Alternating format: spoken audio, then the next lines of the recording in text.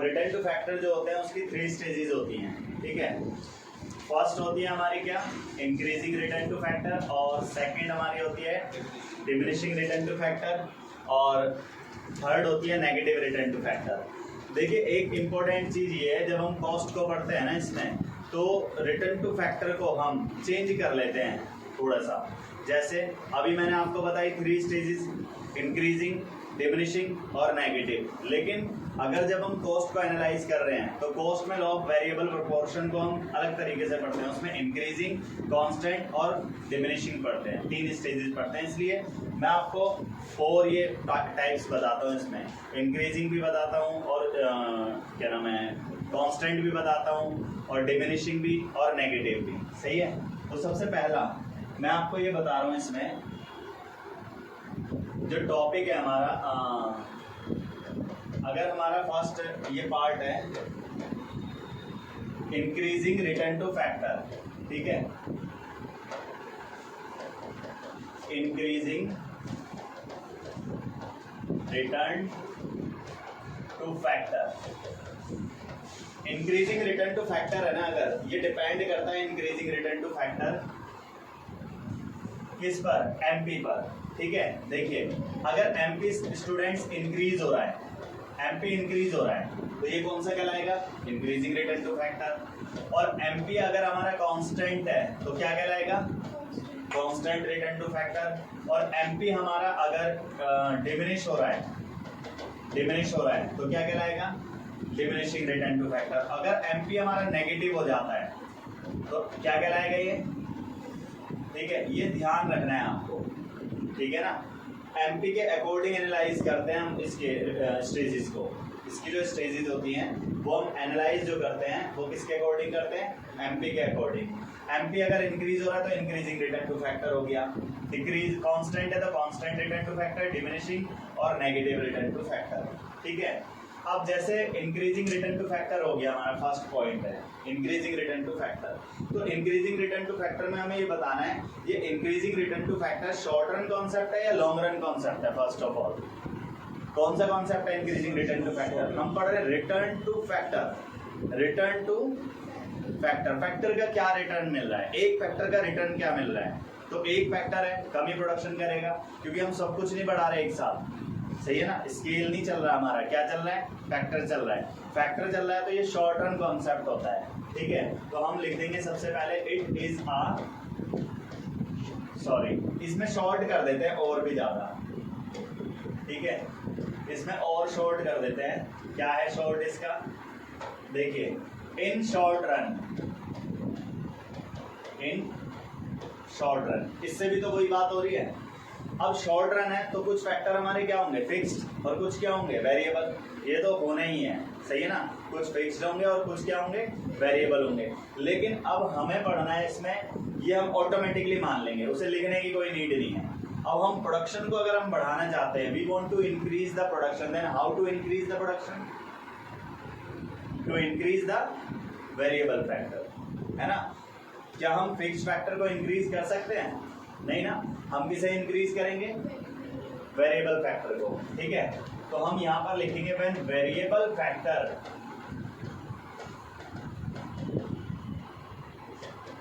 Is to be increased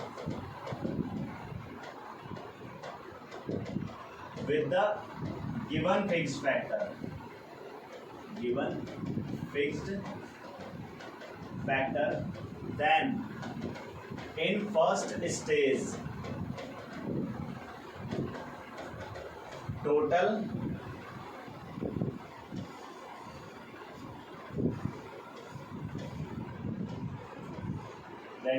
product हमारा क्या होगा, इसमें इंक्रीज होगा या डिक्रीज होगा, बताइए student. Then total product increase with increasing rate, then marginal product also increase, सही है। तो देखिए शॉर्ट रन कॉन्सेप्ट है, इसकी वजह से इसमें शॉर्ट रन कॉन्सेप्ट होने की वजह से वेरिएबल फैक्टर को इंक्रीज किया जाता है, किसके साथ? फिक्स फैक्टर के साथ, जिसकी वजह से हमारा जो फर्स्ट स्टेज जो होती है, शुरुआत वाली जो स्टेज होती है, उसमें टोटल प्रोडक्ट इंक्रीज होगा, लेकिन कौन सी रेट से? इंक्रीजिंग रेट से, तेजी से इंक्रीज होगा, और जिसकी वजह से हमारा मार्जिनल प्रोडक्ट क्या होगा? इंक्रीज होगा। तो इसे हम क्या कहते हैं? It is known as increasing return to factor, increasing return to factor, इसे इंक्रीजिंग रिटर्न टू फैक्टर कहते हैं। सही है स्टूडेंट्स? अब इसको ना it can be shown with the help of schedule and diagram, schedule and diagram। इसको आप ना स्केड्यूल और डायग्राम से इजीली समझ सकते हैं। कैसे? देखिए, सबसे पहले लैंड ले लेते हैं हम, और लेबर, और टीपी और एमपी। टीपी का मतलब टोटल प्रोडक्ट, एमपी का मतलब मार्जिनल प्रोडक्ट, ठीक है। अब लैंड बच्चों मैंने 1 1 1 1 क्यों लिया? कोई बता सकता है मुझे? Very good. लैंड क्या है? फिक्स्ड फैक्टर है, लैंड हमारा फिक्स्ड है। और 1 2 3 4 5 क्यों करा मैंने इसे? क्योंकि ये वेरिएबल फैक्टर है। अब हम वेरिएबल फैक्टर को इंक्रीज करके ही तो प्रोडक्शन इंक्रीज करेंगे। हमें ना एमपी के अकॉर्डिंग चलना है, जो भी टेबल बनाना है, स्केड्यूल बनानी है जो, वो एमपी के अकॉर्डिंग बनाएंगे। एमपी हमारा इसमें क्या है? एमपी इंक्रीज हो रहा है। एमपी को चेक कर रहे हैं, एमपी क्या हो रहा है? यहाँ पर इंक्रीज हो रहा है, तो मैंने इंक्रीज कर दिया। देखिए 2 3 4 5 एंड 6 हो गया एमपी इंक्रीज, तो एमपी इंक्रीज कर देंगे। फिर हम टीपी कैलकुलेट कर लेंगे, 2 2 और 3 ऐड कर देंगे, कितना हो गया? 5 और 4 9 और 5 14 और 6 20। समझ में आ गया? तो ये हमारा टीपी और एमपी स्केड्यूल बन जाएगा। ये डेटा आपको खुद लेने पड़ेंगे, ऐसा नहीं है एग्जाम में ये वाला ऐसे दे देंगे आपको डेटा कि ये बने हुए आएंगे और आपको डायग्राम ड्रॉ करना होता है। ये भी अपने आप बनाने होते हैं। कभी कभी जैसे इस बार एग्जाम में आया था आपके explain law of variable proportion with numerical data. ये न्यूमेरिकल डेटा है, स्केड्यूल के अकॉर्डिंग आपको बताना था उसमें। सही है? अब इसको हम डायग्रामेटिकली प्रेजेंट कर देंगे। कैसे करेंगे डायग्रामेटिकली प्रेजेंट? देखिए, अब आप मुझे बता सकते हो यहाँ पर यहाँ पर मैं क्या लिखूं? फिक्स फैक्टर लिखूं या वेरिएबल फैक्टर लिखूं ओ एक्स एक्सिस पे? कोई बता सकता है? Fixed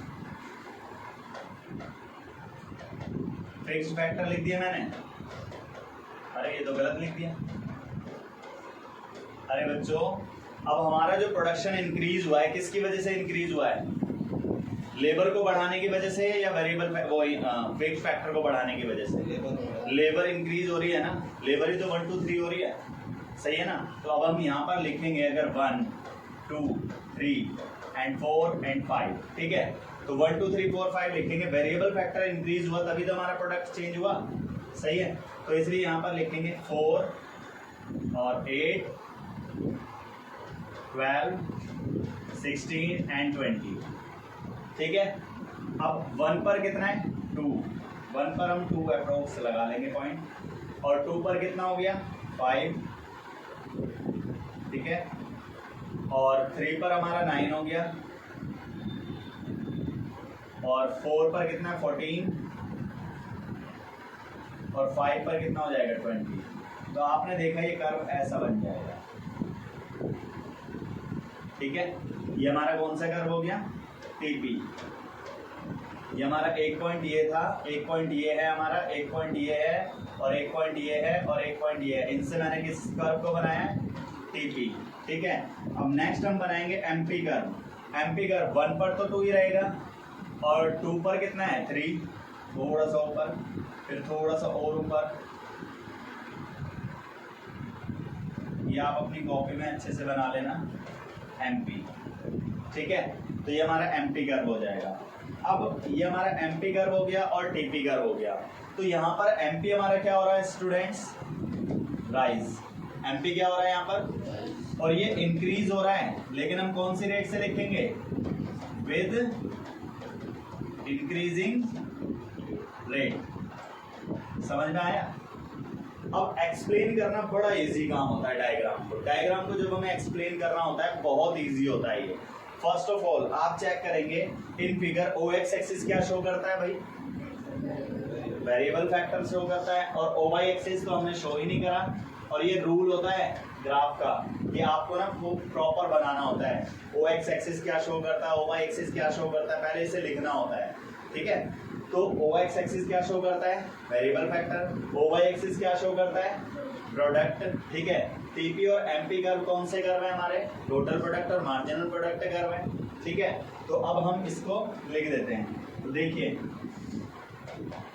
in figure O X axis shows variable factor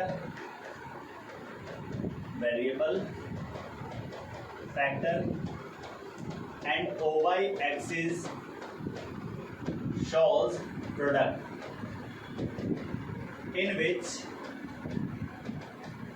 TP and MP curves are respectively total product and marginal product curve, और आप लिख देंगे in first stage of production TP curve increase with increasing rate,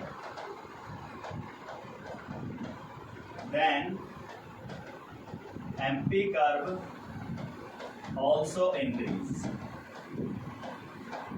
ठीक है, समझ में आ गया, simple. बस इसमें हमने कुछ नहीं करा, मैंने आपको फर्स्ट स्टेज में क्या बताया था कि टीपी जो कर्व होता है वो इंक्रीज यानी टोटल प्रोडक्ट इंक्रीज होता है इंक्रीजिंग रेट से, और मार्जिनल प्रोडक्ट इंक्रीज होता है। बस अब हम यहाँ पर क्या लिख देंगे डायग्राम में, टीपी कर्व, ठीक है। टोटल प्रोडक्ट की जगह क्या लिख देंगे, TP curve increase with increasing rate, then marginal product MP curve also increase. समझ आ गया सभी को? तो ये है एक्सप्लेनेशन। अब देखिए डिमिनिशिंग रिटर्न टू फैक्टर जो है ना आपको अपने आप करना है, कर सकते हो आप, इजी हो जाएगा। सेकंड है हमारा डिमिनिशिंग रिटर्न टू फैक्टर।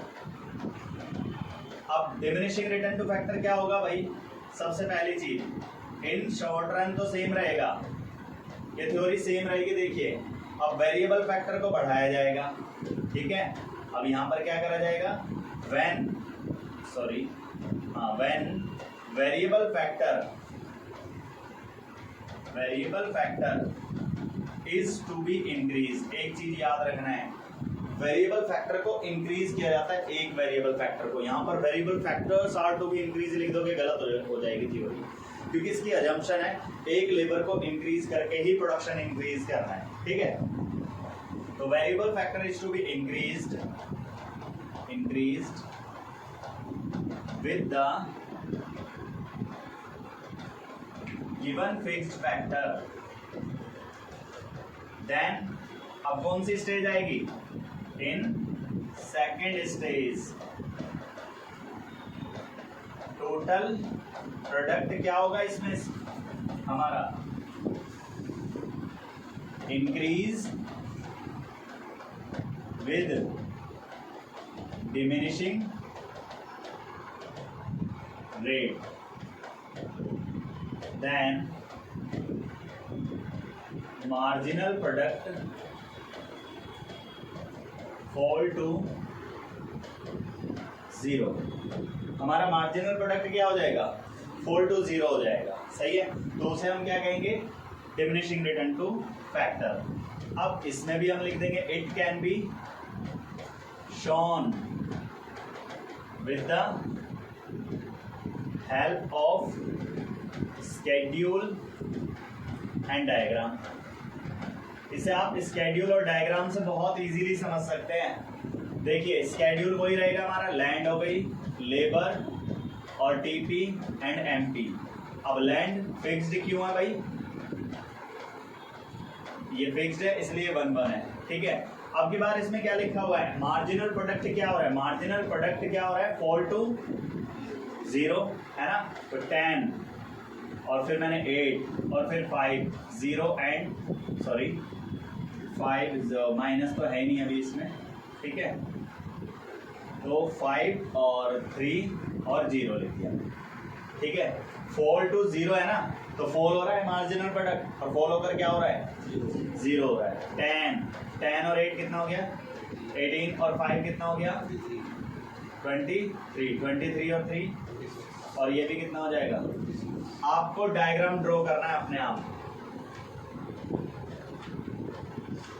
ठीक है। अभी और कांस्टेंट रिटर्न टू फैक्टर अभी मैं बताता हूँ, लेबर और प्रोडक्ट, ठीक है। इसमें ये आपको खुद ड्रॉ करना है, इसमें क्या करना है, बस ये प्लॉट करने हैं पॉइंट्स इसमें, ठीक है, और इसके अकॉर्डिंग एक डायग्राम बन जाएगा। एक्सप्लेनेशन एज इट इज रहेगा, ठीक है। जैसे एक्सप्लेनेशन आप डायग्राम तो ड्रॉ करोगे, एक्सप्लेनेशन में क्या चेंजेस आएंगे देखिए। In figure O X axis क्या शो करता है भाई, ओ वाई एक्सिस क्या शो करता है, product in which TP and MP curve are respectively total product और मार्जिनल प्रोडक्ट कर्व है। अब यहाँ तक तो सेम ही रहेगा, एज इट इज हो गया।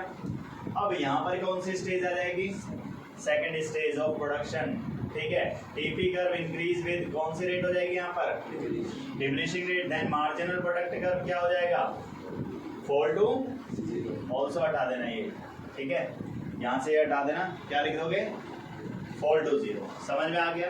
तो ये वाली सेकेंड स्टेज पता लग गई, वेरी गुड। अब इसके बाद हमारे पास एक आता है कांस्टेंट रिटर्न टू फैक्टर। क्या आता है, कांस्टेंट रिटर्न टू फैक्टर। अब इसमें क्या लिखेंगे देखिए, अब कांस्टेंट रिटर्न टू फैक्टर, हम बैक आ जाते हैं थोड़ा सा। अभी मैंने आपको डिमिनिशिंग रिटर्न टू फैक्टर लिखवाया, सही है। अब इसमें करना क्या है स्टूडेंट, आपको ये वाला सेम रहेगा इन शॉर्ट रन, ये रहा when variable factor is to be increased with the given fixed factor then ये सेम रहेगा एज इट इज यहाँ तक। इन सेकेंड स्टेज भी है और टोटल प्रोडक्ट लो, ये पैराग्राफ बिल्कुल सेम रहेगा एज इट इज, ठीक है। अब यहाँ पर क्या आ जाएगा, इंक्रीज विद, यहाँ पर क्या लिख देंगे हम, कांस्टेंट रेट, कांस्टेंट रेट। समझ में आ गया, यहाँ पर कांस्टेंट हो जाएगा। देन मार्जिनल प्रोडक्ट, यहाँ पर क्या लिख देंगे, मार्जिनल प्रोडक्ट यहाँ से रिमेन कांस्टेंट, रिमेन कांस्टेंट, ठीक है। और ये टेबल हमारी चेंज हो जाएगी, स्केड्यूल हमारा चेंज हो जाएगा। यहाँ पर कितना हो जाएगा 10, 20, 30, 40, 50 और यहाँ पर सब क्या हो जाएंगे 10, 10, 10 हो जाएंगे। कांस्टेंट है भाई, कांस्टेंट कब होगा, जब ये सब 10 होंगे। समझ में आ गया सभी को। तो ये आप पहले इसे कंप्लीट करिए, कुलदीप इसे भी। जैसे हमारे पास लैंड 1, 1, 1, 1, 1, ठीक है, और लेबर जो होगी हमारी 1, 2, 3, 4, 5 हो जाएगी, और टीपी और एमपी। अब इसमें एमपी क्या रहता है, कांस्टेंट, तो एमपी कांस्टेंट रहता है, तो एमपी को कांस्टेंट लिख देंगे, ठीक है। अब हम टीपी कैलकुलेट कर देंगे। 10 और 10 कितना होता है 20, 20 और 10 कितना होता है 30, 30 और 10 40, 40 और 10 50, सही है। फिर इसका डायग्राम ड्रॉ कर देंगे हम, कर देंगे ना। ओ वाई एक्सिस पे क्या लिखते हैं, प्रोडक्ट, और यहाँ पर क्या लिखते हैं हम, वेरिएबल फैक्टर, ठीक है। और नंबरिंग कर लेना, यहाँ पर 10 का डिफरेंस हो जाएगा 10, 20, 30, 40, अपने आप बना लेना मतलब इससे, ठीक है। तो ये हमारा हो गया कांस्टेंट रिटर्न टू फैक्टर। अब नेक्स्ट आता है negative return to factor, negative return to factor, ठीक है। अब नेगेटिव रिटर्न टू फैक्टर होता क्या है देखिए, नेगेटिव रिटर्न टू फैक्टर में हम पढ़ेंगे बेसिकली सिंपल, वो तो सेम ही रहेगा। इन short run when variable factor is to be increased with the given fixed factor, with the given fixed factor, then in third stage, ये हमारी थर्ड स्टेज हो जाती है, टोटल प्रोडक्ट क्या होगा हमारा, total product falls, then marginal product fall to negative, marginal product fall to negative, it is known as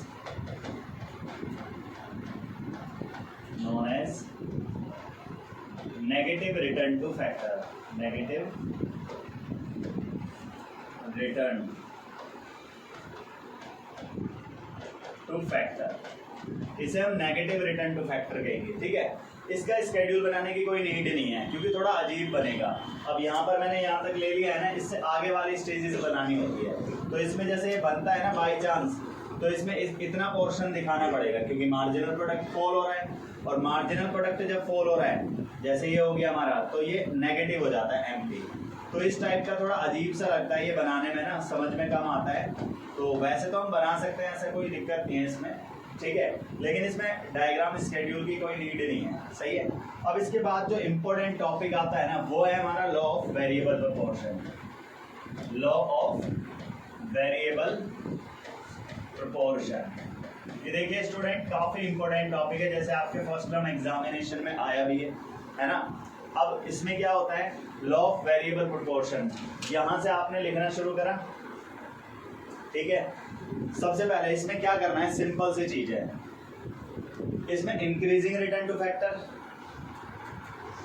diminishing return to factor and negative return to factor को combine कर दो, एक साथ लिख दो, तो वो क्या बन जाता है, लॉ ऑफ वेरिएबल प्रोपोर्शन। ठीक है, जैसे in short term when variable factor is to be increased with the given fixed factor, then in first stage में क्या हुआ था, total product increase with increasing rate, then marginal product also increase, comma in second stage, ये वाली लिख दो, second stage next वाली थी हमारी।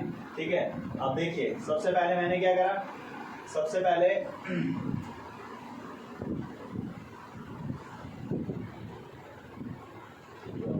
कीप द डेटा,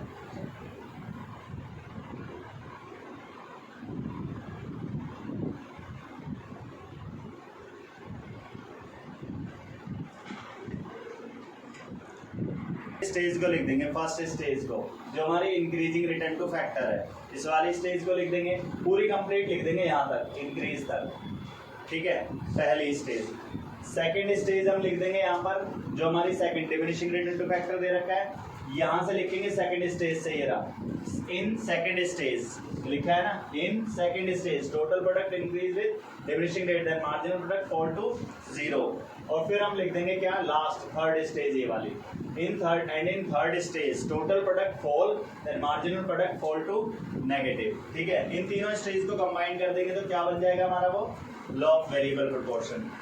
समझ में आ गया सभी को, लिख लेंगे।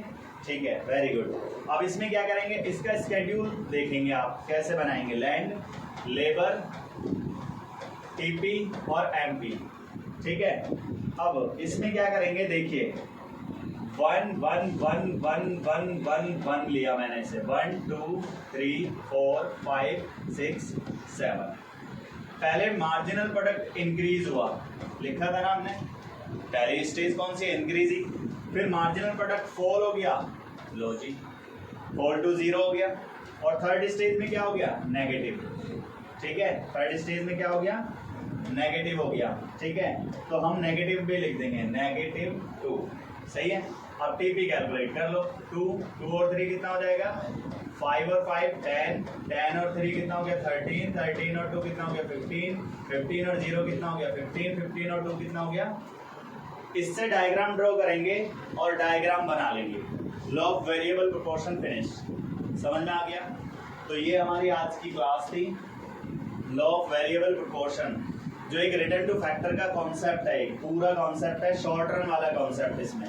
ठीक है, और ये लॉ ऑफ वेरिएबल प्रोपोर्शन तो काफी इंपॉर्टेंट है। ये आपके पास स्केड्यूल हो गया, इस स्केड्यूल से आप डायग्राम ड्रॉ करेंगे ना, तो फिर एक्सप्लेनेशन वैसे ही करना है। ठीक है, 2 ही कर्व रहेंगे इसमें हमारे, टीपी और MP curve. In figure O X axis क्या शो करता है, ओ वाई एक्सिस क्या शो करता है, टीपी एमपी कर्व क्या है हमारा, और पहले फिर कैटेगराइज कर देंगे। इन फर्स्ट स्टेज में TP curve increase with increasing rate, then MP curve also increase. फिर नेक्स्ट पैरे से लिखेंगे second stage TP curve increase with diminishing rate, then MP curve fall to 0। और नेक्स्ट पैरे से हम लिखेंगे in third stage TP curve falls then MP curve fall to negative. समझ में आ गया? तो ये हमारा एक्सप्लेनेशन, ये होमवर्क भी है आपका, ठीक है। बाकी नेक्स्ट क्लास में